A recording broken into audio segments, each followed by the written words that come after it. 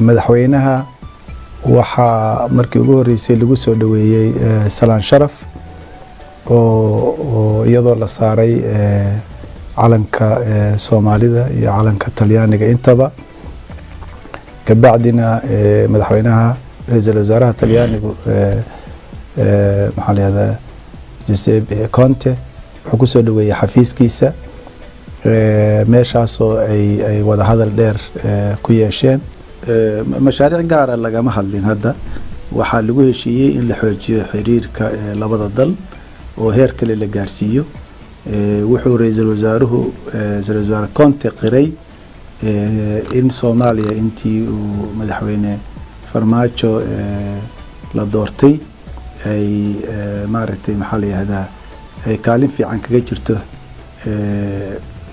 adduunka Soomaaliya wuxuu aad u tilmaamay xiriirka geeska Afrika ee soo xoogsanaya soo wanaagsanaya iskaashiga ka jira gaar ahaan wuxuu dul istaagay heshiiska saddexda dal ee Soomaaliya, Ethiopia iyo Eritrea dhexmaray oo aad u amaanay iyo dabaysha iskaashiga ee gobolka oo dhan ka socota marka aad ayuu madaxweynaha arintaas ugu amaanay oo uguna tahniyadeeyay marka heshiisyada la xiriira mashaariic gaari waa inuu ka horeeyaa isfaham guud oo xoogan kaas ayaa maanta suurta galay waxaa muuqatay commitment ama go'aan dhab ah oo ra'iisul wasaaraha Talyaaniga ka muuqatay inuu doonayo in xiriirka Soomaaliya Talyaaniga aad loo xoojiyo heer sare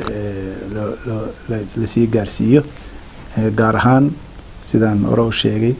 dhanka iskaashiga dhaqaalaha oo dabcan Talyaaniga laga filayo taageero badan inay gacan fiican ka geystaan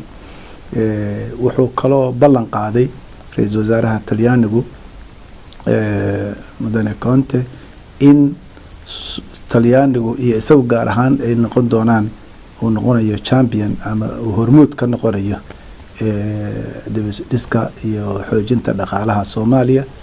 iyo oo Yurub dhan iyo adduunkaba uu rabo inuu maaragtay kaalintaas ciyaaro iyo in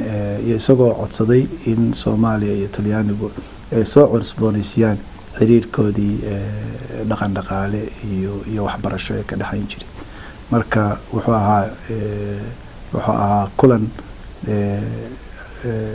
kulan faa'iido badan u yeelan doona dadka iyo dalka Soomaaliya